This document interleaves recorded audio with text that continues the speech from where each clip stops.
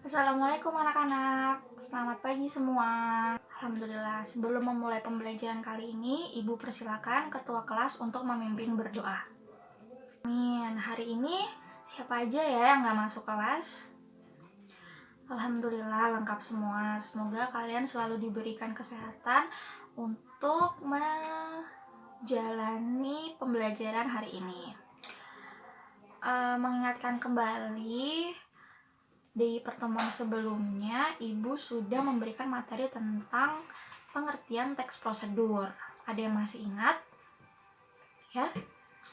Benar, ternyata masih ada yang ingat ya. Hari ini Ibu akan memberikan materi masih tentang teks prosedur, yaitu struktur dan ciri kebahasaan teks prosedur.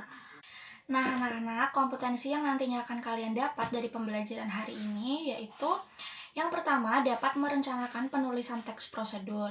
Yang kedua, nanti kalian juga akan menulis teks prosedur sesuai dengan struktur dan kaidah kebahasaan yang benar.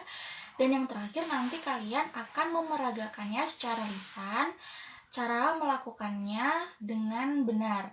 Nah, manfaat dari pembelajaran hari ini, Ibu ingin nantinya anak-anak bisa menulis teks prosedur sesuai dengan struktur dan kaidah kebahasaan yang tepat. Ya, nah nanti Ibu akan memberikan PPT yang harus kalian cermati. Kemudian nanti di akhir PPT Ibu akan memberikan penugasan yang menggunakan alat dan bahan yang sudah kalian bawa dari rumah. Ya anak-anak, Ibu langsung saja membuka pembelajaran ya. Tapi sebelumnya Ibu ingin bertanya kepada kalian, sebenarnya apa sih pentingnya kalian dalam mempelajari teks prosedur itu? Ya? Ya, benar. Jadi pentingnya adalah dalam teks prosedur tuh kita bisa lebih memahami cara untuk melakukan sesuatu, langkah-langkahnya yang jelas dan lain sebagainya. Nah, kalian ini nanti diharapkan bisa membuat teks prosedur dengan struktur yang bagus dan menggunakan bahasa yang jelas gitu. Jadi nanti pembaca tidak akan bingung dalam memahaminya. Nah, jadi hari ini yang akan kita pelajari adalah struktur dari teks prosedur, kemudian kedua kaidah kebahasaan teks prosedur. Nah, Ibu di sini memiliki contoh teks prosedur, yaitu cara mudah mengambil uang melalui ATM. Nanti kalian baca dan kalian pahami dulu ya. Nanti setelah slide ini Ibu akan memberitahu kalian mana strukturnya dan kaidah kebahasaannya.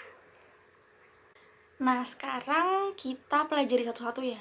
Yaitu pertama adalah struktur teks prosedur. Yaitu yang pertama adalah tujuan. Tujuan itu berisi tentang pengantar topik yang akan dijelaskan dalam teks. Kalau dari contoh yang tadi, tujuan dari mengambil uang di ATM itu apa sih bagi masyarakat, seperti itu. Dan yang kedua adalah langkah-langkah. Langkah-langkah itu berupa perincian petunjuk yang disarankan untuk mencapai tujuan. Jadi langkah-langkah itu ibaratnya sudah inti dari teks prosedur. Jadi harus urut dan harus jelas. Dan yang terakhir ada bagian penegasan ulang, yaitu harapan atau manfaat apabila petunjuk-petunjuk telah dilaksanakan dengan baik. Nah, selanjutnya ada aspek kebahasaan dari teks prosedur. Yang pertama, menggunakan kata kerja imperatif atau kata kerja perintah.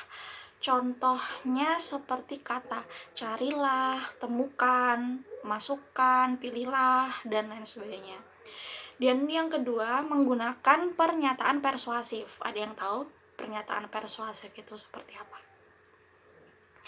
Ya, jadi pernyataan persuasif itu seperti pernyataan yang bersifat meyakinkan.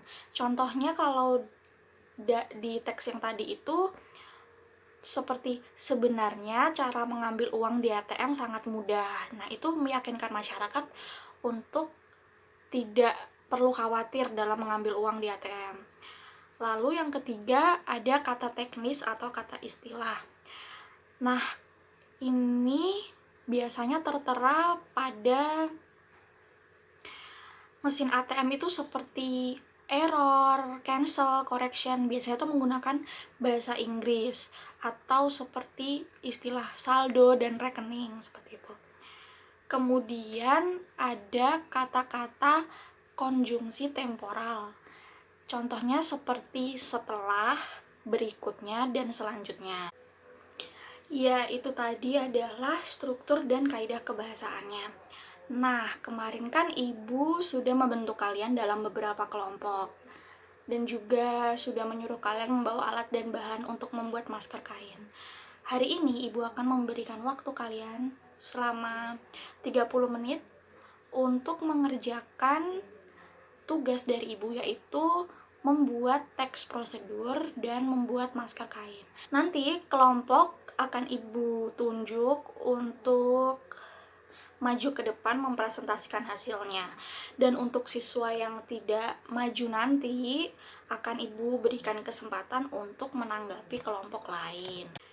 Baik, terima kasih untuk Abi dan Nadia yang sudah mewakilkan kelompoknya untuk presentasi ke depan.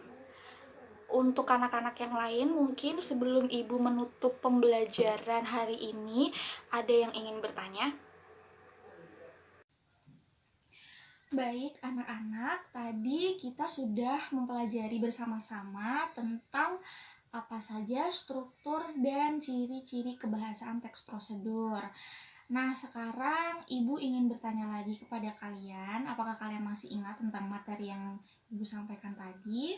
Tentang struktur teks prosedur, masih ada yang ingat apa saja?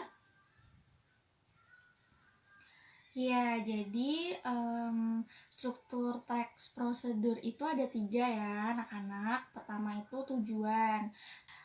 Struktur yang kedua yaitu langkah-langkah. Dan struktur yang terakhir adalah penutup.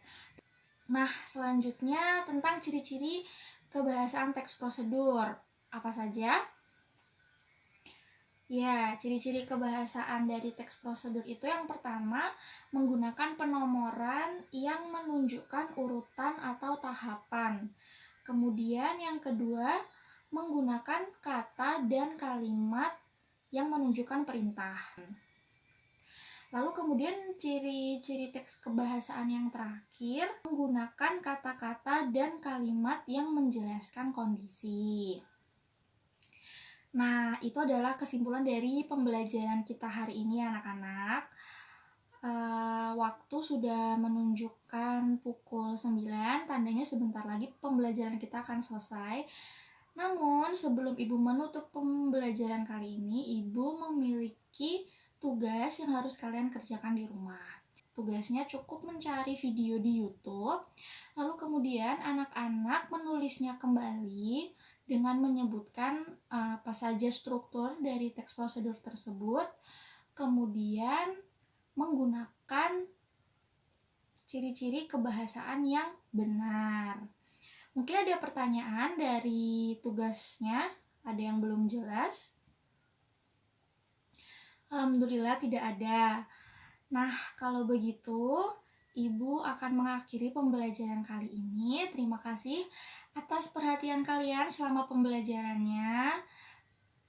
Ibu ucapkan terima kasih. Wassalamualaikum warahmatullahi wabarakatuh.